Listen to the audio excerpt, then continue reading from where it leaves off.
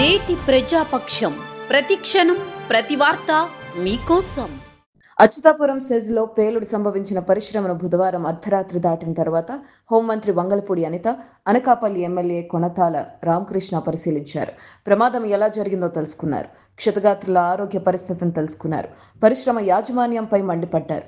విశాఖ మెడికవర్లో 7 చికిత్స పొందుతున్నారని చెప్పారు. స్వల్పంగా గాయపడ్డ వారిని ఆసుపత్రి నుంచి డిశ్చార్జ్ చేశామన్నారు. చాలా దురదృష్టకర సంఘటన, అన్ఫార్చునేట్. అసలు ఇలాంటి సంఘటనలు జరగకూడదు. కానీ ఈరోజు ఈ ఫార్మా కంపెనీలోని ఇటువంటి దుర్ఘటన జరిగి సుమారుగా 17 మంది మృత్యువార్త పడడం అన్నది నిజంగా చాలా బాధాకరం. ఆ 17 మృతుల కుటుంబాలకి కూడా మా ప్రగాఢమైన సానుభూతిని కూడా తెలియజేసుకుంటున్నాం. ఎందుకంటే నాకు తెలిసి ఈ మధ్యకాలంలో ఇంత పెద్ద యాక్సిడెంట్ ఫార్మా కంపెనీస్లో అంత పెద్ద యాక్సిడెంట్ ఎక్కడా లేదు.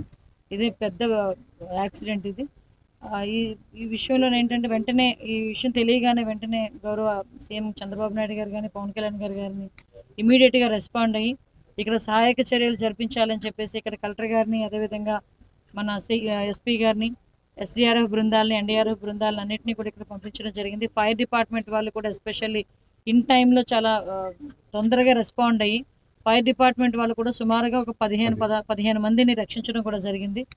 ఎందుకంటే సుమారుగా ఇందులోని 17 మంది మృత్యువాత పడిన తర్వాత దగ్గర 41 మంది ఇందులోని ఇంజురీస్ కూడా అందులో జరిగింది. అందులోని 8 మందిని ఆల్రెడీ వాళ్ళందరూ కూడా డిశ్చార్జ్ చేస్తున్నారు. ఇంకా 35 మంది వివిధ హాస్పిటల్స్లోని, ఇక్కడ వైజాగ్ మెడికవర్ హాస్పిటల్లోని, కిమ్స్లోని, ఇక్కడ ఉషా ప్రైమ్ హాస్పిటల్లోని, గాజువాక్లో కొంతమంది, ఇలా కొంతమంది కొన్ని హాస్పిటల్స్లో ఓవరాల్గా 35 మెంబర్స్ హాస్పిటలైజ్డ్ అయి ఉన్నారు. ఇప్పుడు వీళ్ళందరికీ కూడా కంపల్సరీగా గవర్నమెంట్ తరపు నుంచి ఆర్థిక సహాయం అందించడం కూడా జరుగుతుంది. ఇమీడియట్గా ఈ దుర్ఘటన జరిగిన వెంటనే మా అందరితోని కూడా మా ఎమ్మెల్యేస్, మా మినిస్టర్స్ అందరితోని కూడా గౌరవ ముఖ్యమంత్రి గారు టెలికాన్ఫరెన్స్ తీసుకొని, అఫీషియల్స్ అందరినీ కూడా టెలికాన్ఫరెన్స్లో తీసుకొని ఇమీడియట్గా ఎక్కడ కూడా సహాయక చర్యల్లో కూడా ఎక్కడ కూడా లోపాలు రాకూడదని నన్ను ఎట్టి పరిస్థితుల్లోనే ఇమీడియట్గా ఇక్కడికి స్పాట్లోకి వెళ్ళాలని చెప్పి నన్ను ఆదేశించి ఇక్కడ నన్ను పంపించడం జరిగింది. ఎందుకంటే ఈరోజు మార్నింగ్ కూడా నేను విజయవాడలో ఉన్నాను. మా హోమ్ డిపార్ట్మెంట్కి సంబంధించి రివ్యూ అయింది. ఆ తర్వాత ఈ విషయాలన్నీ తెలిసి ఒకటొకటి ఇంత పెద్ద యాక్సిడెంట్ అని సంగతి తెలిసి ఇమీడియట్గా నన్ను ఇక్కడికి పంపించడం కూడా జరిగిందండి. అంటే ఒకటేంటంటే ఈ దురదృష్టకర సంఘటన ఇటువంటి పరిస్థితులు రాకూడదు. యాజమాన్యంతో మాట్లాడే పరిస్థితి కూడా మేము చూస్తున్నాం. యాజమాన్యం కూడా మీ అందరికీ తెలిసిందే. యాజమాన్యం కూడా ఇప్పటి వరకు కూడా రెస్పాండ్ అవ్వలేదు. అయినా కూడా గవర్నమెంట్ ఇనిషియేషన్ తీసుకొని ఈరోజు కలెక్టర్ గారు కానీ, ఎస్పీ గారు కానీ, మేమందరం కూడా ముఖ్యంగా రామకృష్ణ గారు ఎమ్మెల్యే గారు అయితే పర్టికులర్గా ఇక్కడ చాలాసేపటి నుంచి వచ్చి మొత్తం అంతా చూసి పర్యవేక్షించి ఇక్కడ ఎవరికి ఎటువంటి ఇబ్బంది కలగకుండా చూసుకునే బాధ్యత కూడా తీసుకున్నందుకు ప్రత్యేకంగా ధన్యవాదాలు తెలియజేసుకుంటున్నానండి. ఒక గ్యాస్ అనేది వీళ్ళకి సాల్వెంట్స్లో లీకేజ్ ఉందండి.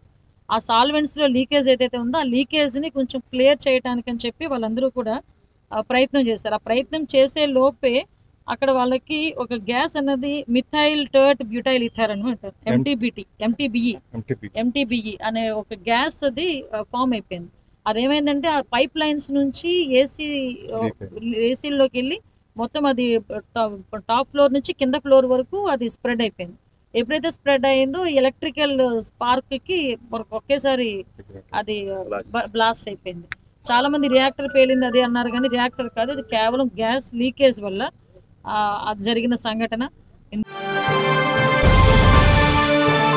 నేటి ప్రజాపక్షం ప్రతిక్షణం ప్రతి వార్త మీకోసం.